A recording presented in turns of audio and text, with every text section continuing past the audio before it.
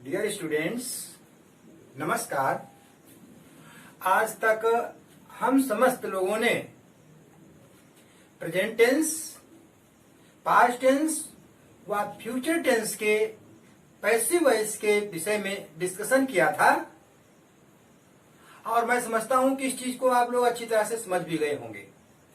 आज इस लेक्चर में हम समस्त लोग इंपरेटिव सेंटेंस के पैसिव वॉइस के विषय में डिस्कशन करेंगे।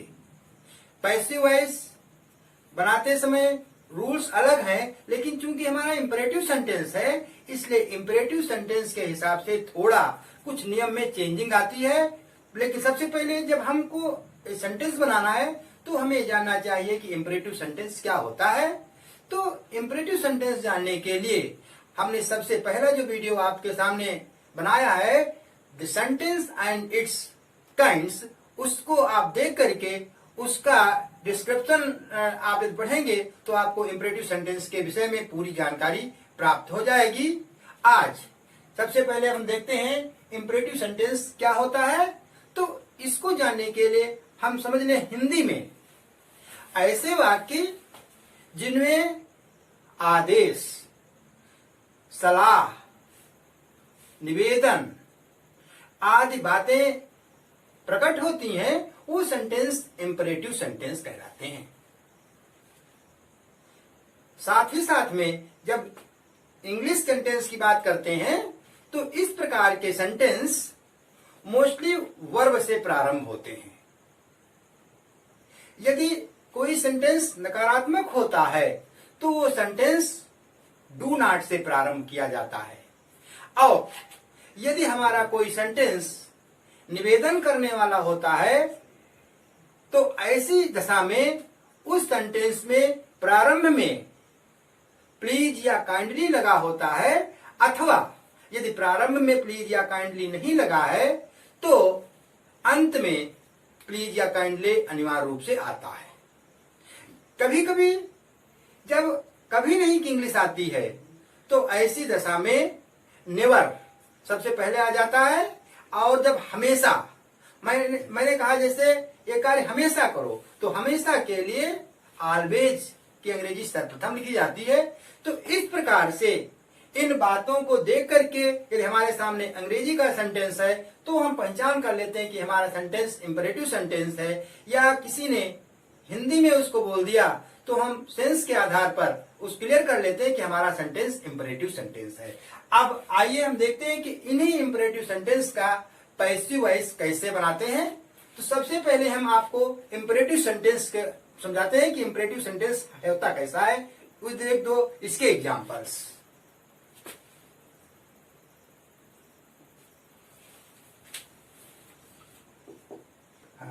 देखिए हमने लिख दिया एग्जाम्पल के रूप में ब्रिंग अ गुड न्यूज। दूसरा एग्जाम्पल मैंने दे दिया नेवर बीट द चाइल्ड।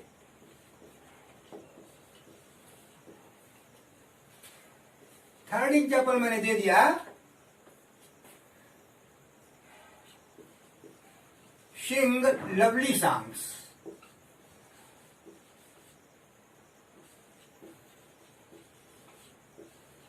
अब इन एग्जाम्पल्स के आधार पर हम देखते हैं कि यहां भी सेंटेंस हमारा वर्ब से शुरू हो रहा है।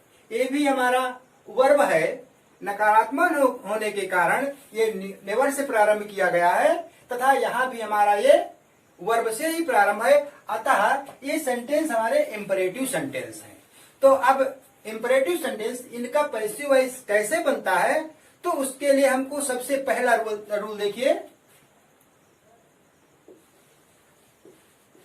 Rule 1 passive rate.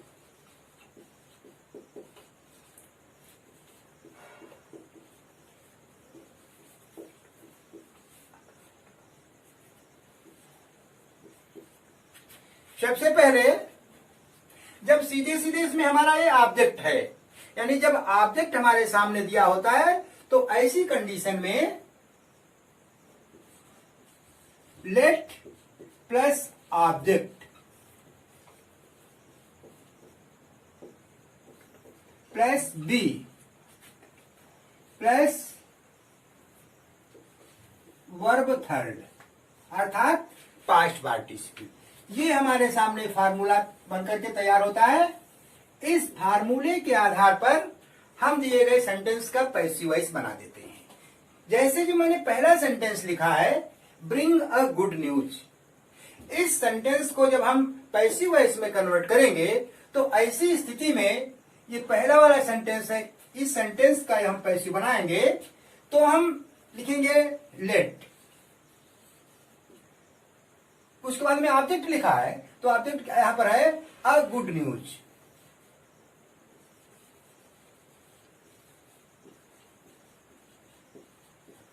बी लिखा हुआ है, बी ब्रिंग थी, यहां पर ब्रिंग लिखा है, इसकी थर्ड फॉर्म ब्राट होती है। ये सेंटेंस हमारा हो गया। अब एक चीज और ध्यान रखिए, यहां पर हम आपको जो नेवर बताए हैं, नेवर को थोड़ा कैंसिल कर देते हैं क्योंकि आपको अगले नियम के तहत पर आएगा। इसके स्थान पर हम लिख देते हैं beat the naughty child.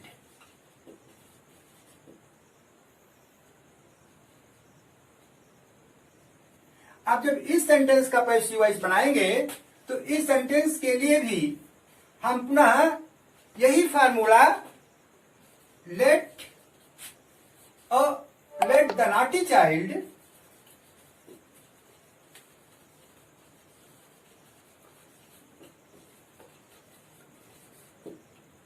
Be, verb की third form beat beat beaten, BEATEN बनेगा। ठीक उसी प्रकार से हमारा जो थर्ड एग्जाम्पल है, थर्ड एग्जाम्पल को जब देखेंगे पुनः वही बात, लेट लवली सॉन्ग्स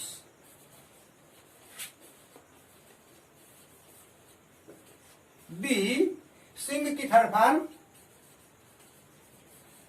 संग होती है। दूसरा नियम जब हम देखते हैं तो उस दूसरे नियम में जिस प्रकार से हम यहां पर लेट का प्रयोग करते हैं उसी प्रकार से दूसरे नियम के अंतर्गत हम पैसिव वॉइस में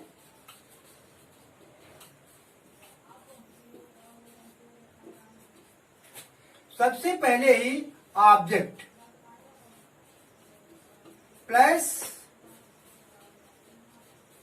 should plus be plus verb third लिखते हैं।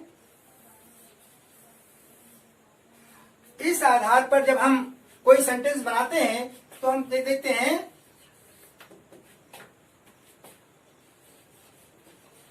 Open the door.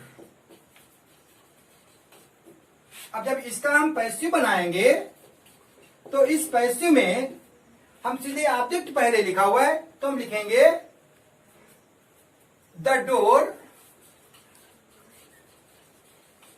Should be, open का थर्ड फॉर्म ओपेंड होता है। ये हम रूल लगाएंगे और इसके बाद में ये हमारा रूल 2 के अंतर्गत आता है। शेष हम अब अगला रूल देखते हैं, रूल नंबर 3।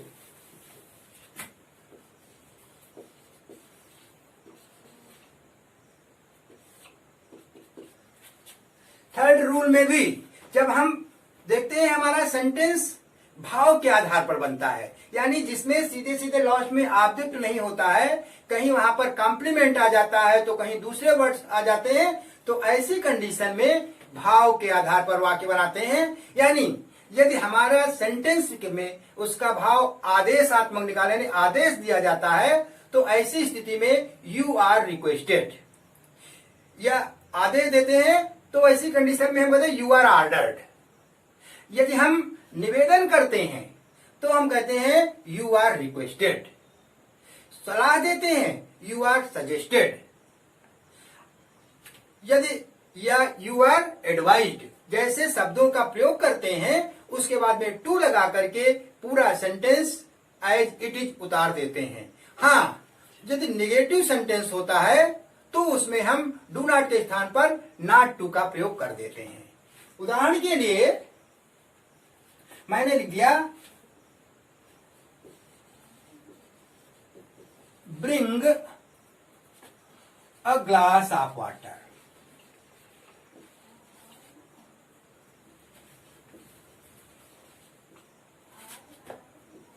और मैंने आगे इस सेंटेंस का हमें पैसिव बनाना है। अब जब इसका अर्थ क्लियर करेंगे तो अर्थ क्लियर करने में हम जानते हैं इसका अर्थ हुआ एक ग्लास पानी लाओ। मोस्टली जब हम किसी को आदेश देते हैं यानी किसी से पानी लाना, कोई चीज लाना, तो ऐसी स्थिति में हम आदेश ही देंगे। तो हम यहां पर लिखेंगे you are ordered. You are ordered to, इतना लिखेंगे। आगे जो सेंटेंस लिखा है to bring a glass of water, ये हमारा सेंटेंस बनाया जाएगा। इसी प्रकार से ये पहला रूल है। अब इसके आधार पर हम थोड़ा आपको सेंटेंस भी के साथ साथ में रूल भी लिख देते हैं जिससे आपको ध्यान रहे। तो क्या रूल हुआ इस प्रकार से, सीधे यहां लिखेंगे भाव के अनुसार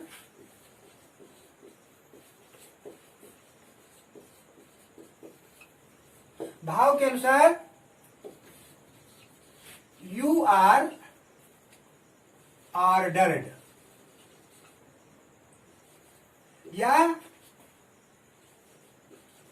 एडवाइज्ड या रिक्वेस्टेड। रिक्वेस्टेड की कंडीशन क्या होती है, जब हम निवेदन करते हैं।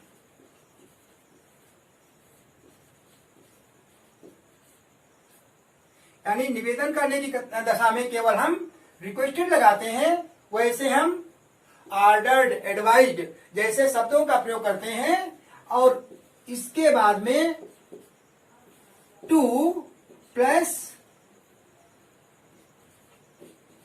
दिया गया सेंटेंस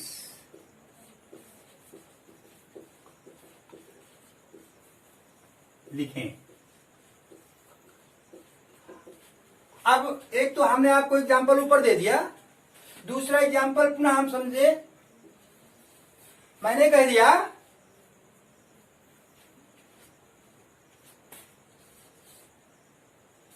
वियर ए मास्क। अब हमने कह दिया इस सेंटेंस का हमें पैसिव बनाना है, तो आगे मैंने लिख दिया पैसिव वॉइस। अब यहां पर हम जानते हैं वियर द मास्क, मास्क पहनो। सामान्यतः ये आदेश नहीं है, ये केवल हमारा एक सलाह है। डॉक्टर हमें सलाह देता है, भाई हमें मास्क पहनने के लिए कौन कहेगा, डॉक्टर कहेगा। हमारे माता पिता कह सकते हैं, यानी हमसे जो बड़े हैं वो हमको सलाह देंगे कि आप ऐसा करिए। इसलिए हम इसको लिखेंगे यू आर एडवाइज्ड बाइज टू वियर अ मास्क। ये हमारा सेंटेंस पैसिव वॉइस बन गया। थर्ड मैंने लिख दिया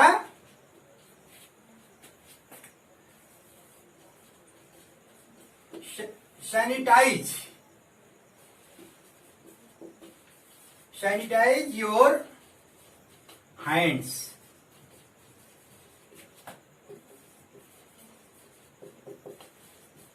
अब देखिए यहां की भी वही बात है, जो बात यहां पर मैंने बताई ठीक यहां पर भी वही बात आ रही है। यहां भी लिखेंगे you are advised to sanitise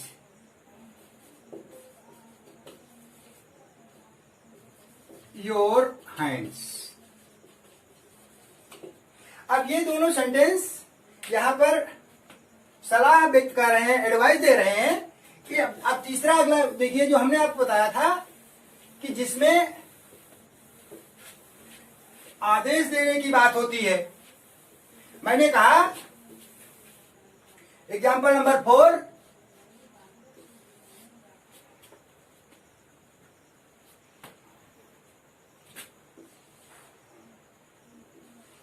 do your work timely.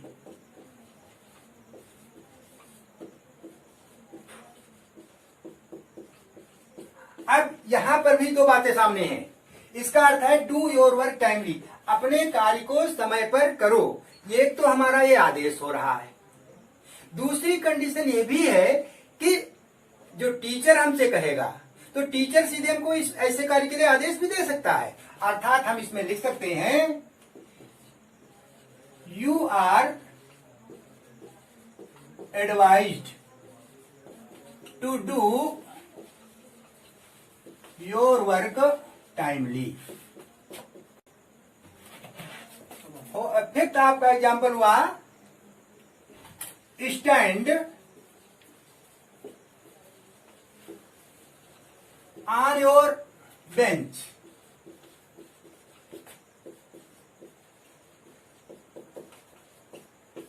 अब इसका जब हम अर्थ निकालेंगे तो हम कहेंगे अपनी बेंच पर खड़े हो जाइए। जनरली जब कभी कभी टीचर हमें पनिशमेंट देता है तो ऐसी कंडीशन में कह देता है अपनी बेंच पर खड़े हो जाओ, अर्थात ये हमारा आदेश हो गया। हमारे लिए जब आदेश है तो हम लिखेंगे यू आर ऑर्डर्ड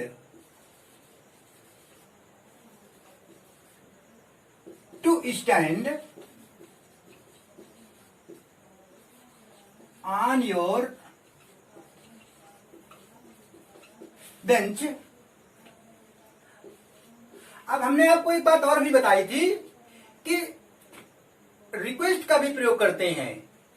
तो अब कैसी कंडीशन हमारे सामने आती है?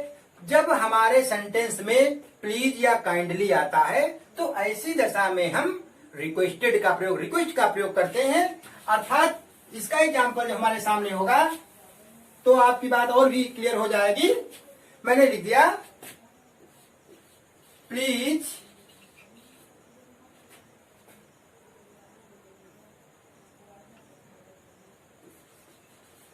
Help me.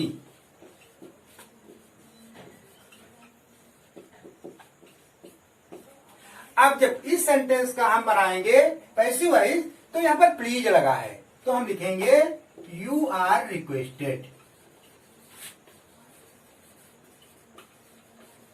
You are requested to help me. ध्यान रहे जब प्लीज या काइंडली सेंटेंस में आता है तो ऐसी स्थिति में उसका पैसिव वॉइस बनाते समय प्लीज या काइंडली शब्द हट जाते हैं तो फिर नहीं लिखते हैं। एक एग्जांपल और लिखिए प्लीज लिसन टू मी।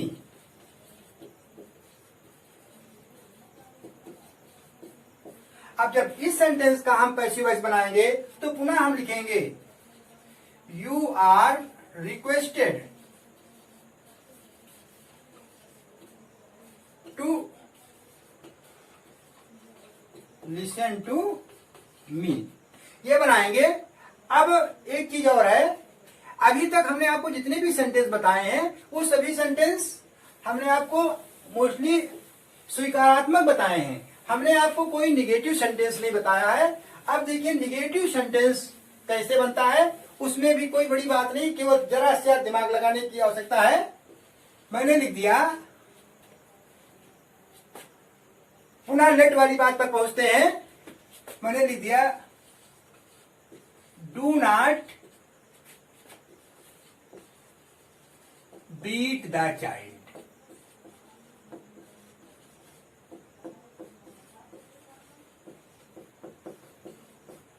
अब देखिए सीधे सीधे हम डू नॉट लिखे हैं, अर्थात इस सेंटेंस को हम दो प्रकार से बना सकते हैं। मैंने इसीलिए इस सेंटेंस को बाद में लिखा जिससे आपकी बात और भी क्लियर हो जाए।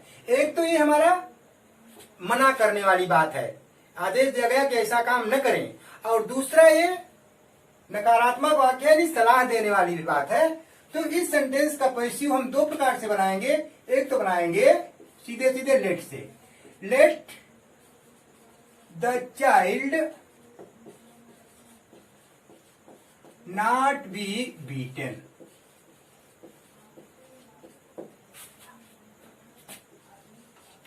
तीसरा इसका एग्जाम्पल हम इसी को हम लिख सकते हैं, you are advised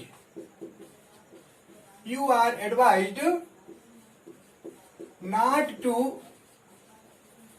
beat the child. इतना ही नहीं, इसको हम एक तीसरे तरीके से भी बना सकते हैं। यहां पर मना करने की बात भी तो है ना, तो ऐसी कंडीशन में मना करने को अंग्रेजी में फॉरवर्ड कहते हैं, फॉरबिड, फॉरवर्ड, फॉरबिडन। तो यहां पर लिखेंगे you are forward to beat the child.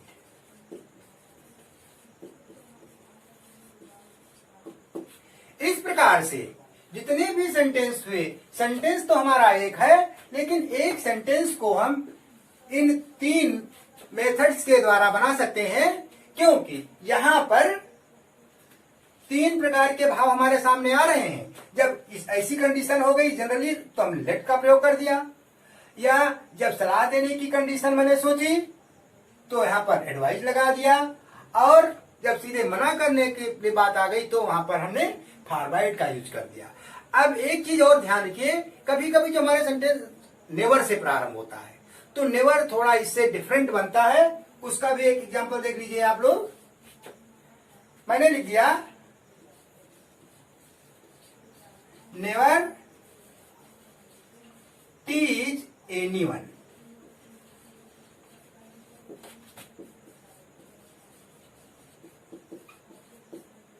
जब हमारा कोई भी सेंटेंस नेवर से दिया गया हो तो हमको फिर कतई भी ये गलती नहीं करनी चाहिए कि उसमें नॉट वाली बात आएगी। सीधे हमको यू आर एडवाइज्ड नेवर, क्या लिखना चाहिए, you are advised never to. यहां पर इस का बनेगा you are advised never to teach anyone.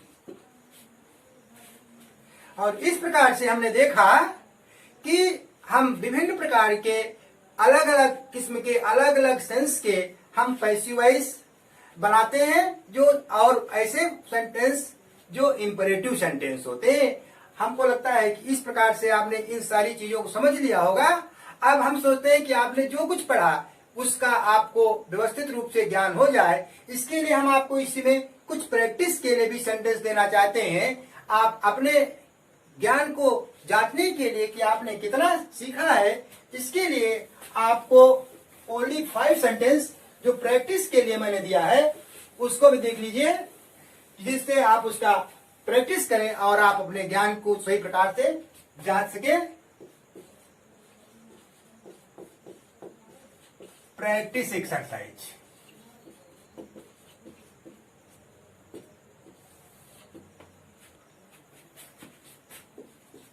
पहला सेंटेंस है post the letter.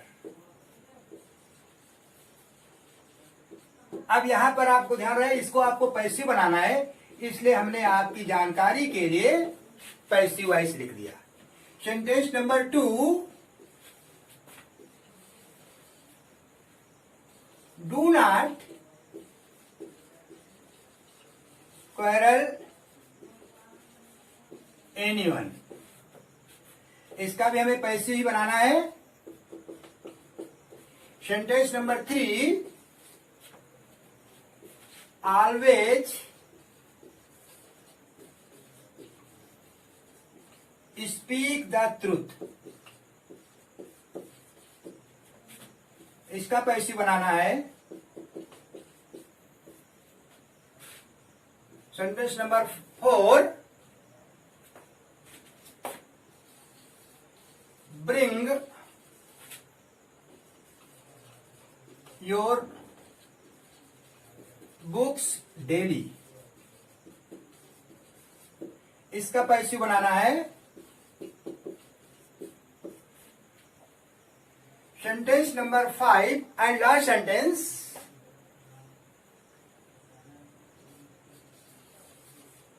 Help my younger brother please.